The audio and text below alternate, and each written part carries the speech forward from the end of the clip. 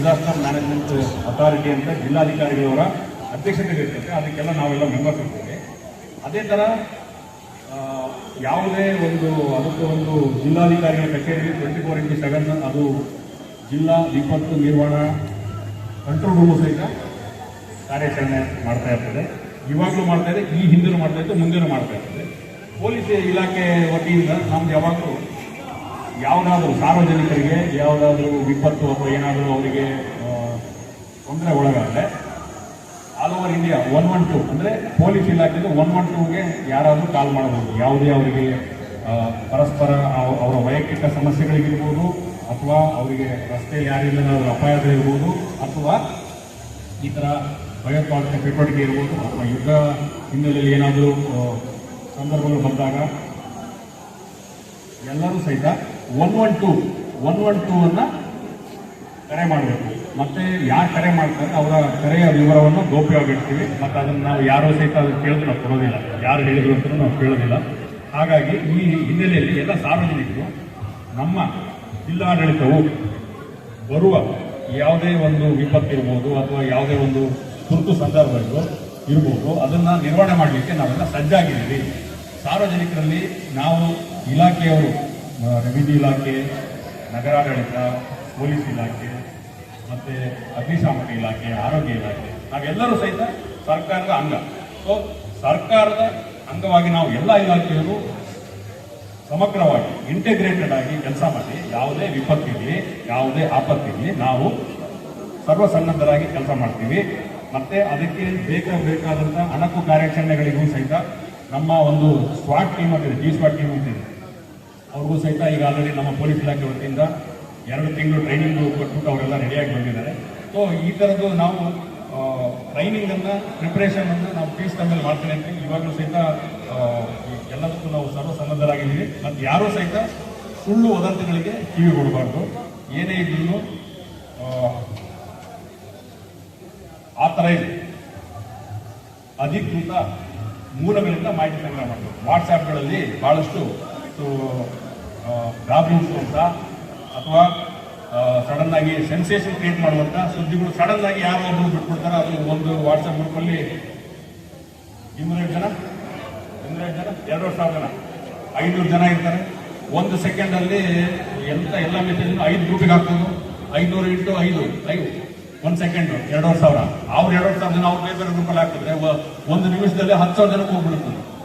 So ಇದು WhatsApp ಇರ್ಬೋದು, social ಮೀಡಿಯಾದಿರ್ಬೋದು, ಇದು ಇದರ ಒಂದು ಶಕ್ತಿ.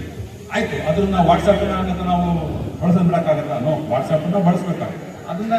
ವಾಟ್ಸಾಪನ್ನು ನಮ್ಮ ಪೊಲೀಸ್ ಇಲಾಖೆಯ ವತಿಗೆ ಅಥವಾ ಒಂದು ಏನು ಸತ್ಯದ ಸುದ್ದಿ ಇದೆ ಅದನ್ನು ಸ್ಪ್ರೆಡ್ ಮಾಡೋಕ್ಕೆ ನಾವು ಬಳಸ್ತೀವಿ. ವಾಟ್ಸಾಪ್ ಇರ್ಬೋದು, ಯಾವುದೋ ಸೋಷಿಯಲ್ ಮೀಡಿಯಾ. ಹಾಗಾಗಿ ನಮ್ಮ ಫೇಸ್ಬುಕ್ಕು, ಟ್ವಿಟ್ಟರು ಮತ್ತು ಇದು ಇನ್ಸ್ಟಾಗ್ರಾಮಲ್ಲಿ ನಾವು ಪ್ರತಿದಿನ ಎಲ್ಲ ಪೋಸ್ಟ್ ಮಾಡ್ತಾ ಇರ್ತೀವಿ. ವಾಟ್ಸಾಪಲ್ಲಿ ಯಾವುದೇ ಸುದ್ದಿ ಬಂದರೂ ಸಹಿತ KSP ಫ್ಯಾಕ್ಟ್ ಚೆಕ್ ಅಂತ ಇದೆ, Karnataka state police fact check ಅಂತಿದೆ.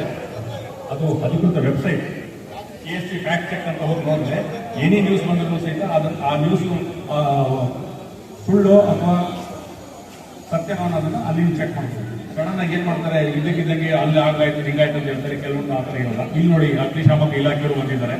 ಮತ್ತು ನಾವೆಲ್ಲರೂ ಸಹಿತ ಜಿಲ್ಲಾಡಳಿತದ ವತಿಯಿಂದ ಎಲ್ಲರಿಗೂ ನಾವು ಇಲ್ಲಿ ಇಂಟಿಗ್ರೇಟೆಡ್ ಆಗಿ ಒಂದು ತಂಡವಾಗಿ ಬೇರೆ ಇಲಾಖೆಯಿಂದ ಸಹಿತ ವಿಪತ್ತು ಬಂದಾಗ ನಮ್ಮ ಇಲಾಖೆಯ ಕರ್ತವ್ಯಗಳ ಜೊತೆಗೆ ಇದನ್ನ ಸಾರ್ವಜನಿಕರ ಪ್ರಾಣ ಆಸ್ತಿ ರಕ್ಷಣೆ ಮಾಡದೆ ನಮ್ಮ ಕರ್ತವ್ಯದ ಪ್ರಮುಖ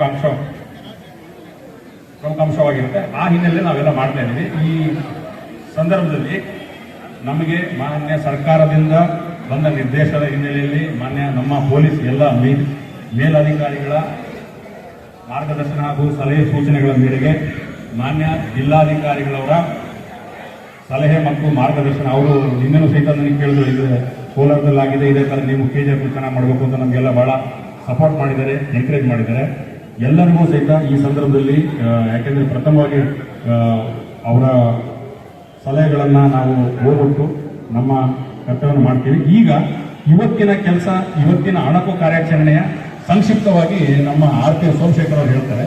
ಈಗ ಬೇರೆ ಬೇರೆ ಸಿನಾರಿಯೋಸ್ ಅಂತ ಹೇಳಿದ್ರಲ್ಲ, ಒಂದು ಸಡನ್ ಆಗಿ ಒಂದು ಬಾಂಬ್ ಬ್ಲಾಸ್ಟ್ ಆದರೆ ಯಾವ ರೀತಿ, ಈಗ ಯಾವುದೇ ಆದರೂ ಸಹಿತ ಯಾವುದೇ ರಕ್ಷಣಾ ಕಾರ್ಯಾಚರಣೆಯ ಮೂಲ ಉದ್ದೇಶ ಫಸ್ಟು ಸೀನ್ ಹೋಗೋದು, ಅಲ್ಲಿ ಏನಾಗಿದೆ ಘಟನೆ ಅನ್ನೋದನ್ನ ತಕ್ಷಣ ನೋಡಿಕೊಂಡು ಗಾಯಾಳುಗಳು ಯಾರಿದ್ದಾರೆ ಅವರನ್ನ ತಕ್ಷಣ ರಸ್ತೆ ಮಾರ್ಗದಲ್ಲಿ ಸುರಕ್ಷಿತ ಮಾರ್ಗದಲ್ಲಿ, ಕೆಲವು ಟೈಮು ದಾರಿಯಲ್ಲೂ ಸಹಿತ ಬಾಂಬ್ಗಳಿದ್ದಿರ್ಬೋದು, ಸೊ ಇದನ್ನೆಲ್ಲ ನೋಡಿಕೊಂಡು ಸುರಕ್ಷಿತ ಮಾರ್ಗದಲ್ಲಿ ಅವರನ್ನ ಯಾವುದೇ ಸಮಯ ವ್ಯರ್ಥ ಮಾಡದಲೆ ಆಸ್ಪತ್ರೆಗೆ ಸೇರಿಸಿ ಆಸ್ಪತ್ರೆಯಲ್ಲಿ ಅವರಿಗೆ ಬೇಕಾದಂಥ ಚಿಕಿತ್ಸೆಗಳನ್ನ ಕೊಡ್ಲಿಕ್ಕೆ ನಾವು ಆಂಬ್ಯುಲೆನ್ಸ್ ಕೊಡಿಸ್ಬೋದು, ಅಥವಾ ಅಲ್ಲೇನಾದ್ರು ಅಗ್ನಿ ಅವಘಡ ಆಗಿದ್ರೆ ಫೈರ್ ಇಂಜಿನ್ ಅವ್ರನ್ನ, ಫೈರ್ ಟೆಂಡರ್ ಅವ್ರನ್ನ ಬಳಸ್ಬೋದು. ಈ ತರ ಯಾವುದೇ ವಿಪತ್ತಾದಾಗ ಒಂದು ಅಗ್ನಿದುರಂತ ಆಗ್ಬೋದು ಅಥವಾ ಇಲ್ಲಾಂದ್ರೆ ಬಾಂಬ್ ಬ್ಲಾಸ್ಟ್ ಆಗಿರ್ಬೋದು, ಈ ತರದ್ದು ಎಲ್ಲ ಆದಾಗ ಬೇರೆ ಬೇರೆ ಸಿನಾರಿಯಾಗೆ ಬೇರೆ ಬೇರೆ ತರ ಟ್ರೈನಿಂಗ್ ನಮ್ಮ ಸ್ವಾಟ್ ಟೀಮ್ ಅವ್ರು ಮಾಡಿರ್ತಾರೆ. ಇವತ್ತಿನ ಕಾರ್ಯಾಚರಣೆ ಏನಿದೆ ಅನ್ನೋದನ್ನ ಅವರು ನಮ್ಗೆ ಹೇಳ್ತಾರೆ. ಇದು ಅಣಕು ಕಾರ್ಯಾಚರಣೆ ಅಷ್ಟೇ, ಬಟ್ ಅದನ್ನ ನಾವು ರಿಯಲ್ ಟೈಮಲ್ಲೇ ಮಾಡ್ತೀವಿ. ಎಲ್ಲರಿಗೂ ತಾವಿನ್ನೆಲ್ಲ ಇದನ್ನೆಲ್ಲ ವೀಕ್ಷಿಸಿ ನಮ್ಮ ವತಿಯಿಂದ ಎಲ್ಲ ಪೂರ್ವ ಸಿದ್ಧತೆ ಮಾಡ್ಕೊಂಡಿದ್ದಾರೆ ಅನ್ನೋದು ಎಲ್ಲರಿಗೂ ಸಾರ್ವಜನಿಕರಲ್ಲಿ ಆತ್ಮವಿಶ್ವಾಸ ಹೆಚ್ಚುವರಿಕೆ ಮಾಡ್ತಕ್ಕಂಥ ಕೆಲಸ ಎಲ್ಲರ ಸಹಕಾರಿಯಲ್ಲಿ ಥ್ಯಾಂಕ್ ಯು. ನಮ್ಮ Bengaluru Chennai NE7 highway corridor ಅಲ್ಲಿ ಬರ್ತಕ್ಕಂಥ ಒಂದು ವಾಹನವನ್ನು ಭಯೋತ್ಪಾದಕರು ತಡೆಗಟ್ಟಿ ಅದರಲ್ಲಿ ನಮ್ಮ ಸಾರ್ವಜನಿಕರನ್ನ ಹೈಜಾಕ್ ಮಾಡ್ತಾರೆ. ಆ ಮಾಹಿತಿಯು ನಮ್ಮ ಕಂಟ್ರೋಲ್ ರೂಮ್ಗೆ ದೂರವಾಣಿ ಮುಖಾಂತರ ಮಾಹಿತಿ ಸಿಗುತ್ತೆ. ಕಂಟ್ರೋಲ್ ರೂಮ್ ಅವರು ನಮ್ಮ ಕಮಾಂಡ್ ಸೆಂಟರ್ಗೆ ಕೂಡಲೇ ಮಾಹಿತಿಯನ್ನು ಕೊಟ್ಟ ಮೇರೆಗೆ ನಮ್ಮ ಗೌಡ ಫೋರ್ಸ್ನ DSAT ಇನ್ಚಾರ್ಜ್ಗೆ ಮಾಹಿತಿ ಸಿಗುತ್ತೆ. ಅವರು ಆ ವೆಹಿಕಲ್ GPS ಲೊಕೇಶನ್ ಅದೆಲ್ಲ ಟ್ರೇಸ್ ಮಾಡ್ಕೊಂಡು ಹಿಂದೆ ಆ ವೆಹಿಕಲ್ನ ಫಾಲೋ ಮಾಡ್ಕೊಂಡ್ಬಂದು ಆ ವೆಹಿಕಲ್ನ ಅಲ್ಲಿರ್ತಕ್ಕಂಥ ಭಯೋತ್ಪಾದಕರನ್ನ ನಾವು ಸೆರೆ ಹಿಡಿದು ಸಾರ್ವಜನಿಕರ ರಕ್ಷಣೆ ಮಾಡ್ತೀವಿ. ಅದರ ಬಗ್ಗೆ ಒಂದು ಅಣಕು ಪ್ರದರ್ಶನ ಇರುತ್ತೆ. ಅದೇ ರೀತಿಯಾಗಿ KSRTC ಬಸ್ ನಿಲ್ದಾಣದಲ್ಲಿ ಒಂದು ಕ್ಷಿಪಣಿ ದಾಳಿ ಅಥವಾ ಬಾಂಬ್ ದಾಳಿ ಆದಾಗ ಇಲ್ಲಿ ಒಂದು ನಮ್ಮ ಈ ಒಂದು ಕಟ್ಟಡದಲ್ಲಿ ಇರತಕ್ಕಂಥ ಸಾರ್ವಜನಿಕರು ಹಾನಿಗೊಳಗಾದ ಪ್ರದೇಶದಲ್ಲಿ ನಮ್ಮ ಫೈರ್ ಅಂಡ್ ಎಮರ್ಜೆನ್ಸಿ ಸರ್ವಿಸ್ ಅವರು ಯಾವ ರೀತಿ ರೆಸ್ಕ್ಯೂ ಮಾಡ್ತಾರೆ ಅನ್ನೋದ್ರ ಬಗ್ಗೆ ಕೂಡ ನಮಗೆ ಈ ಒಂದು ಅಣಕು ಪ್ರದೇಶದಲ್ಲಿ ತೋರಿಸಲಾಗುತ್ತೆ. ಇದಿಷ್ಟು ಇಲ್ಲಿ ಇವತ್ತಿನ ಕಾರ್ಯಕ್ರಮಗಳು. ಧನ್ಯವಾದಗಳು.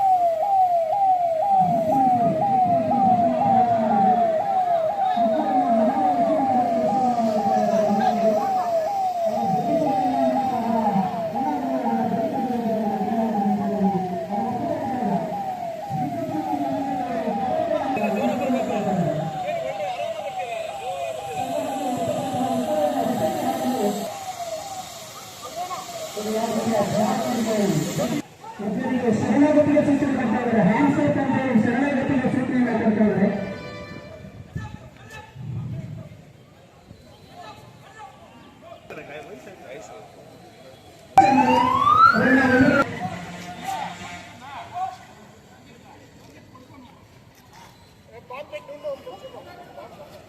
ಒಬ್ಬೊಬ್ಬರ ವಿದ್ಯಾರ್ಥಿಗಳನ್ನ ಆತಂಕವಾದಿಗಳನ್ನ ಪರೀಕ್ಷೆ ಮಾಡಿ ಅವರನ್ನ ಒಂದು ಕಡೆ ಕೂರಿಸುವಾಗಲೇ ಹೊಡೆದಾಕಿದ್ರು. ಉಗ್ರರೊಬ್ಬ ಹತನಾದ ತಾವೆಲ್ಲ ನೋಡ್ತಾರ. ಈಗ ಒಬ್ಬೊಬ್ಬರಿಗೆ ಆತಂಕವಾದಿಗಳು ಬಾಂಬನ್ನ ಇಟ್ಟಿದ್ದಾರೆ ಅನ್ನುವಂತಹ ಪರೀಕ್ಷೆ ಮಾಡ್ತಾ ಇದ್ದಾರೆ. ಪೊಲೀಸ್ ಠಾಣೆಗಳು ಕೂಡ ಪೊಲೀಸ್ ಠಾಣೆ ಜೂಸಿ ಪರೀಕ್ಷೆಯನ್ನ ಮಾಡ್ತಾ ಇದೆ. ಮತ್ತೆ ಸೆರೆಮ ಅನ್ನುವಂತಹ ಜೂಸಿಯ ಬ್ಯಾಗ್ ಅನ್ನು ತಪ್ಪಿಸ್ತಾ ಇದೆ. ಅದರಲ್ಲಿ ಏನಾದ್ರೂ ಬಾಂಬ್ ಇದೆಯಾ ಅನ್ನುವಂತ ಇದರಲ್ಲಿ ಪರೀಕ್ಷೆಯನ್ನ ಮಾಡ್ತಾ ಇದೆ. ಖಚಿತಪಡಿಸಿದ ಆ ಬ್ಯಾಗ್ ಅಲ್ಲಿ ಬಾಂಬ್ ಇದೆ ಅಂತಲೂ ಪೊಲೀಸ್ ಠಾಣೆ ಜೂಸಿ ಅದರಲ್ಲಿ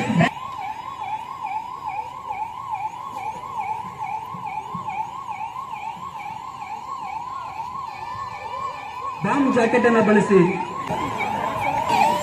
ಹತರಾಗಿರುವಂತಹ ಉಗ್ರವಾದಿಗಳ ಕಾರ್ಯಾಚರಣೆಯಲ್ಲಿ ಹತರಾಗಿರುವಂತಹ ಉಗ್ರರನ್ನು ತೆಗೆದುಕೊಂಡು ಹೋಗಲಿಕ್ಕೆ ಆಂಬ್ಯುಲೆನ್ಸ್ ಬಂದಿದೆ. ಆರೋಗ್ಯ ಇಲಾಖೆಯ ಕಾರ್ಯಾಚರಣೆಯಲ್ಲಿ ಗಾಯಗೊಂಡವರನ್ನ ತೆಗೆದುಕೊಂಡು ಹೋಗಲಿಕ್ಕೆ ಇಲಾಖೆಯ ಆರೋಗ್ಯ ಇಲಾಖೆಯ ಆಂಬ್ಯುಲೆನ್ಸ್ಗಳು ಬಂದಿದೆ. ಅವರನ್ನ ಎಲ್ಲ ಆಸ್ಪತ್ರೆಗಳಿಗೆ ಗಾಯಾಳುಗಳನ್ನು ಕರ್ಕೊಂಡು ಹೋಗ್ತಾ ಇದ್ದಾರೆ.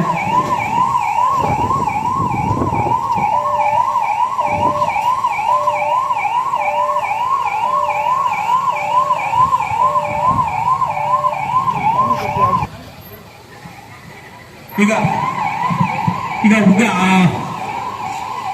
ರೆಸ್ಕ್ಯೂ ಮಾಡಿರುವಂತಹ ಉಗ್ರರಂತಹ ಆತಂಕವಾದಿಗಳನ್ನ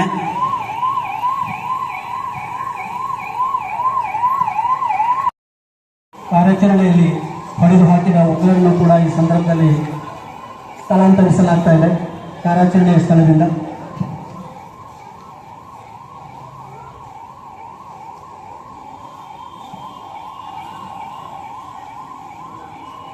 ಮುಂದೆ ಮುಗಿದು ಹೋಗುವ ಬಗ್ಗೆ ಮನೆ ವರಿಷ್ಠಾಧಿಕಾರಿಗಳಲ್ಲಿ ಮನವಿ ಕಾರ್ಯಾಚರಣೆ ಮುಗಿಸಲು ಅನುಮತಿಯನ್ನು ಕೇಳಿರುತ್ತಾರೆ. ಕಮಾಂಡರ್ ಕೆಎಸ್ಆರ್ಟಿ ಬಸ್ ನಿಲ್ದಾಣದಲ್ಲಿ ಪತ್ತೆ ಮಾಡಲಾದಂತ ಒಂದು ಬಾಂಬಿದ್ದ ಕ್ಷಿಪಣಿ ಅಥವಾ ಡ್ರೋನ್ ಗ್ರೆನೇಡ್ ಹಾಲಿನಿಂದ ಬೆಂಕಿ ಕಾಣಿಸಿಕೊಂಡಿರೋ ಬಗ್ಗೆ ವಾತಾವರಣ ಬಂದಿದೆ. ಈಗ fire emergency control bomb blast ಆಗಿರುವಂತಹ ದೃಶ್ಯವನ್ನು ದೃಷ್ಟಿಗೊಂಡಿದೆ. ಕಂಟ್ರೋಲ್ ರೂಮ್ ಅವರು ಈ ಮಾಹಿತಿಯನ್ನು ಕೂಡಲೇ ತುರ್ತು ಸೇವೆ ವಿಭಾಗಕ್ಕೆ ಸ್ಥಳಕ್ಕೆ ಆಗಮಿಸುವಂತೆ ಕರೆ ಕೊಟ್ಟಿದ್ದಾರೆ. ಈಗ ಕಂಟ್ರೋಲ್ ರೂಮ್ ಇಂದ ನಮ್ಮ ಅಗ್ನಿಶಾಮಕ ಮತ್ತು ತುರ್ತು ಸೇವೆಗಳಿಗೆ ಕರೆ ಮುಖಾಂತರ ಸಿವಿಲ್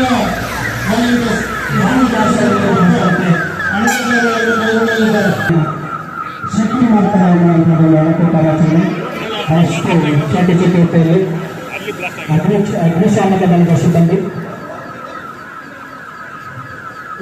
ಈಗ ಕ್ಷಿಪಣಿ ಮೂಲಕ ಬಾಂಬ್ ಬಿದ್ದಿರುವಂತ ಜಾಗದಲ್ಲಿ ಅಗ್ನಿಶಾಮಕ ದಳದವರು ತುರ್ತು ಸಾರ್ವಜನಿಕರನ್ನು ಲಿಫ್ಟಿಂಗ್ ಮಾಡುವ ಮುಖಾಂತರ ಕಟ್ಟಡದಲ್ಲಿ ಸಿಗಿಸಿಕೊಂಡಿರುವಂತಹ ಸಾರ್ವಜನಿಕರಲ್ಲಿ ಸಾರ್ವಜನಿಕರು ಗಾಯಾಳುಗಳನ್ನು ಸುರಕ್ಷಿತವಾಗಿ ಆರಂಭಿಸುವ ಅಗ್ನಿಶಾಮಕ ಅವರ ಪ್ರಾಣ ಒತ್ತೆಯಾಗಿಟ್ಟು ರಕ್ಷಣೆ ಮಾಡ್ತಾ ಇದ್ದಾರೆ. ವ್ಯವಸ್ಥೆಯನ್ನು ಎಲ್ಲ ಇಲಾಖೆಗಳ ಸಹಭಾಗಿತ್ವವನ್ನು ಒತ್ತೆಯಾಗಿಟ್ಟು ಈ ಒಂದು ಕಾರ್ಯಾಚರಣೆ ಮಾಡಿದ್ದಾರೆ. ಅವರ ಒಂದು ಕಾರ್ಯಾಚರಣೆಗೆ ಎಲ್ಲರೂ ಪ್ರಶಂಸೆಯನ್ನ ವ್ಯಕ್ತಪಡಿಸಬೇಕು.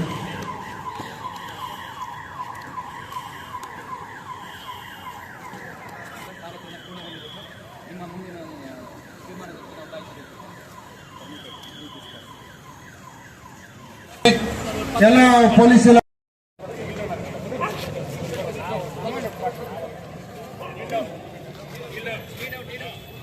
ಸರ್ ಪಸಂಗ್ಲ ಕೂಡ ಈಗ ಬನ್ನಿ ಬನ್ನಿ ಆಮೇಲೆ ತಗೊಳ್ತೀರಂತ ಬನ್ನಿ ಫೋಟೋ ತಗೊಳ್ಳಿ.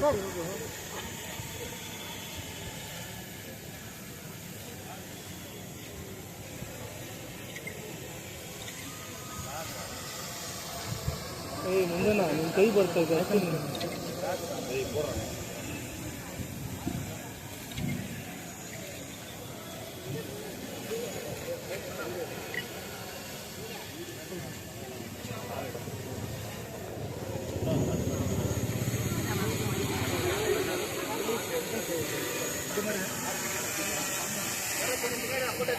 திரும்பியுமா